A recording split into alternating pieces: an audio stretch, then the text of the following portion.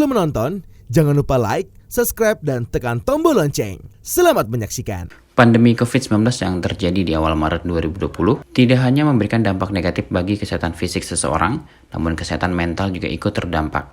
Pada 5 bulan terjadinya pandemi, Perhimpunan Dokter Spesialis Kedokteran Jiwa Indonesia melakukan penelitian untuk melihat seberapa besar efek pandemi ini terhadap kesehatan jiwa manusia. Penelitian dari PDSKJI ini disampaikan Dr. Krisna Mayangsari SPKJ saat menjadi narasumber program Eljon TV, yakni Eljon Medical Forum. Program ini dipandu oleh Cynthia Kusmarani, Miss Earth Indonesia 2019. Perempuan menjadi gender terbanyak yang mengalami gangguan mental akibat pandemi. Perbandingannya, untuk perempuan mencapai 71%, sedangkan laki-laki yang mengalami gangguan mental hanya 29%.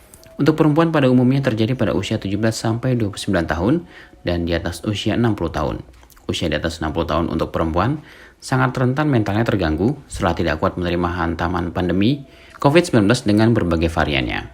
Pikiran kematian terbanyak pada usia 18-29 tahun, dengan persentasenya 65% untuk 18-29 tahun dan sisanya 44%. Lalu ada 15% memikirkan lebih baik mati tiap hari dan 20% beberapa hari dalam seminggu. Survei ini juga menegaskan tren per bulan berpikir untuk mati menurun, lalu meningkat lagi. Pandemi juga ternyata membuat seseorang rentan merasa lebih baik mati atau dengan melukai diri sendiri. Masih dari temuan Perhimpunan Dokter Spesialis Kedokteran Jiwa Indonesia, per 14 Mei 2020, ada 51% orang responden yang masih yakin tidak pernah ingin mati. Sebaliknya, pikiran untuk lebih baik mati muncul beberapa hari dalam 2 minggu sebesar 19%. Ada separuh waktu dalam 2 minggu orang berpikir untuk lebih baik mati atau bunuh diri sebesar 12%, dan orang yang hampir tiap hari memikirkan hal ini mencapai 19%. Dr. Krisna mengungkapkan banyak orang menganggap depresi dan sedih adalah hal yang sama. Padahal ada sejumlah perbedaan yang sangat mendasar antara sedih dan depresi. Perasaan sedih muncul sebagai reaksi normal ketika seseorang mengalami stres. Misalnya ketika ada kerabat atau keluarga yang meninggal, baru saja bercerai, atau baru diberhentikan dari pekerjaan. Setelah masa sulit tersebut usai, biasanya perasaan sedih akan hilang dengan sendirinya. Berbeda dengan rasa sedih, depresi berlangsung dalam jangka panjang. Kondisi ini merupakan gangguan mental serius yang dapat mengancam kesehatan psikis dan fisik. Jika depresi tidak diobati, sangat kecil kemungkinannya untuk bisa sembuh sendiri. Ada beberapa gelombang. Gelombang 1 sampai dengan 3 itu terkait dengan COVID-19 itu sendiri. Baik dari penyakit dan kematian langsung, keterbatasan sumber daya, baik dalam hal ini SDM dan juga sarana prasarana, termasuk dampak pada penyakit kronis. Tetapi kita lihat ada gelombang keempat, yang semakin lama waktunya, maka semakin besar dampaknya dan ini bisa bertahan terus. Artinya begitu pandemi ini berakhir, lihat gelombang 1 dia akan berakhir, gelombang 4 ini tetap ada. Apa saja yang ada di gelombang 4? Dan ini yang menjadi PR atau perjuangan kita bersama. Tidak hanya dalam masalah ekonomi, karena kita juga tahu Indonesia dan beberapa negara mengalami resesi ekonomi, burnout atau kelelahan, yang tidak hanya dialami oleh orang-orang yang bekerja sebagai frontliners, tapi semua kita juga ikut terdampak akibat pandemi. Termasuk tadi yang ditanyakan oleh Cynthia dan juga relate dengan kehidupan kita adalah trauma psikologis, termasuk dalam hal ini gangguan jiwa. Slide yang kedua menjelaskan penelitian dari Perhimpunan Dokter Spesialis Kedokteran Jiwa di Indonesia. Asosiasi Psikiater Indonesia sudah melakukan penelitian 5 bulan pandemi COVID-19 di tahun 2020.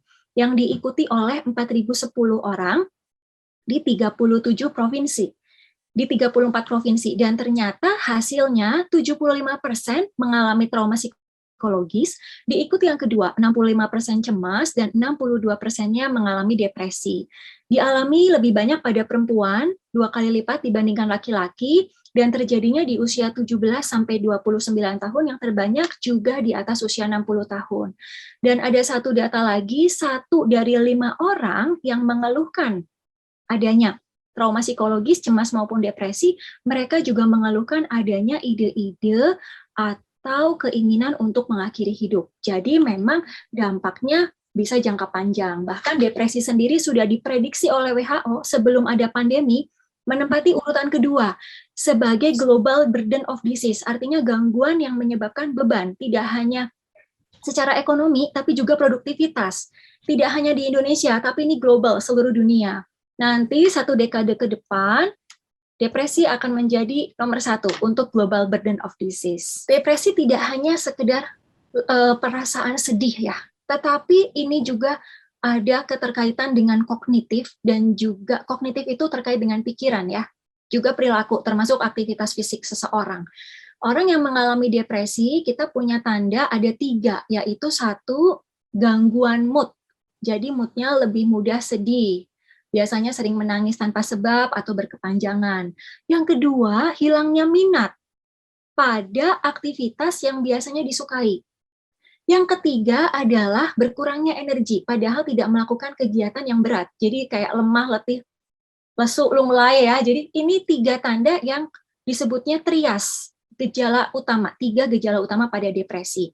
Selain itu, depresi sendiri juga ada tadi pikiran tidak berharga, lebih baik mengakhiri hidup, atau merasa tidak berdaya, masa depan suram, termasuk pada kondisi fisik yang tadi saya katakan. Mungkin saja orang dengan depresi akan ada perubahan di nafsu makan, entah itu jadi sulit makan atau bahkan makan berlebih, termasuk gangguan tidur. Entah itu insomnia, sulit tidur, ataupun hipersomnia, banyakan tidur.